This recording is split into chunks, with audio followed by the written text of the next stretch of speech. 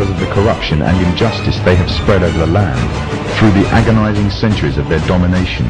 The world is witnessing the reawakening of an old warrior. Now, the Freemasons have another enemy to contend with, an enemy which they have thought that they have destroyed, an enemy that will never bow down to the evil and demonic plan of the Freemasons. That enemy is Islam, and against it they have declared war.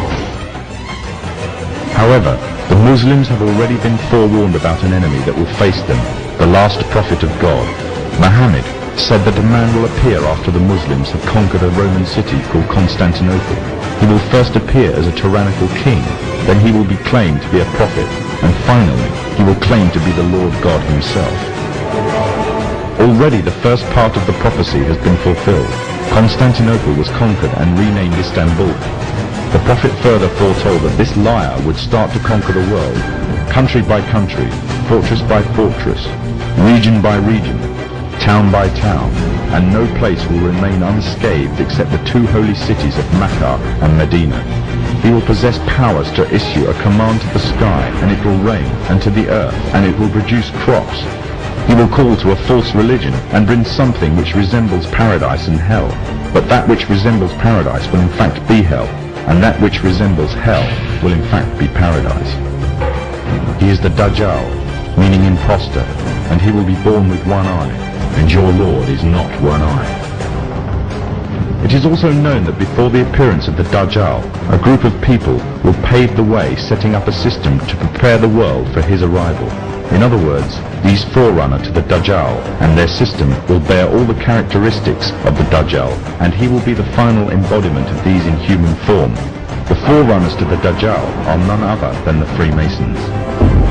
The one eye is one of the ways to recognize the Dajjal. The one eye is the symbol of the Freemasons. It is part of their beliefs and is taken from ancient Egyptian mythology. In their ideology, it represents the Supreme Being, sometimes referred to as the great architect of the universe.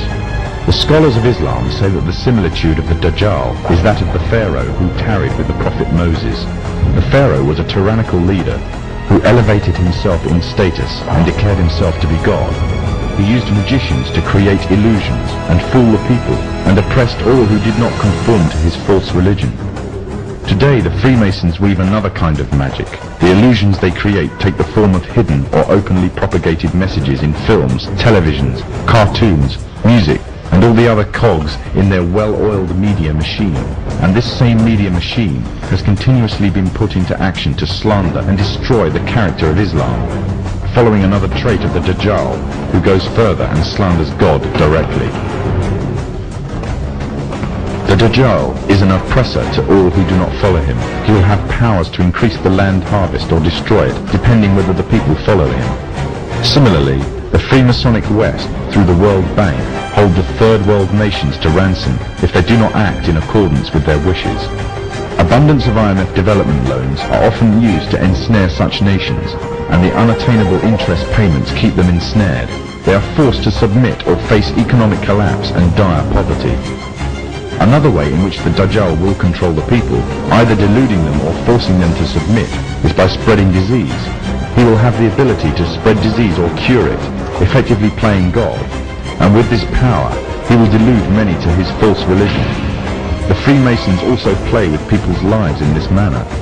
Evidence exists showing that many viruses have created or mutated in military labs and later used in experiments on human beings. And it has been established that AIDS is a man-made tool used to suit the purposes of the Masonic West. The Dajjal shall try to strip God of all of his divine attributes and claim them for himself. This arrogance is also the way of the Freemasons, who are engaged in replacing the laws of God with those that are man-made and claiming justice across the land, using technology to monitor all that you do, trying to see and hear everything, using genetics to alter and to improve the creation to reach their false standards. Their arrogance knows no bounds, and they obey no law but that of their own making.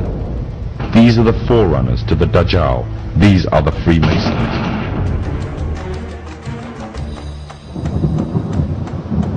The Prophet Muhammad said that a time would come when the whole world would gather around to plan the destruction of the Muslims, as if they were gathered around a table to take part in a meal. Today the nations of the world are doing just that, around the circular tables of the United Nations General Assembly Hall. He also said that the time of the Dajjal will be years of confusion. People will believe a liar and disbelieve one who is trustworthy, and those who rebel against God will have a say in general affair. Today, during the time preceding the Dajjal, there is also a time of confusion. The system set up by the forerunners to the Dajjal have ensnared many Muslims away from truth, using lures such as wealth and materialism and fulfillment of earthly desires. A miserable trade indeed. These times of tribulation are like a giant sieve, sorting out the true believers from the apostates and hypocrites. Many have adopted the lifestyle and philosophy of the Dajjal system, retaining perhaps only their Muslim names or clothing, wearing them like a badge to their identity, and in every other way embracing wholeheartedly the system that is being used to eradicate Islam.